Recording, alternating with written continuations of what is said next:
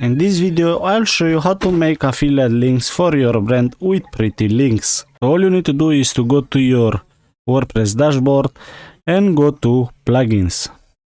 Now you can go to add new and type here pretty links. Now you need to install this plugin and activate. I have already installed and activate. After you activate this plugin, if you go to your dashboard, you can see this window. Here you need to insert your affiliate link, and here, for example, if you are affiliate for Canva, so insert your Canva affiliate link and here type Canva.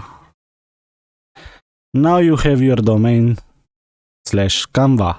Press create. Once you create, you can go to pretty links and here you have your affiliate link. All you need to do is to go to this symbol and copy your link. So this is the affiliate link and it go to Canva. I hope you find useful this video. If yes, don't forget to press the like button, subscribe, and I will see you next time.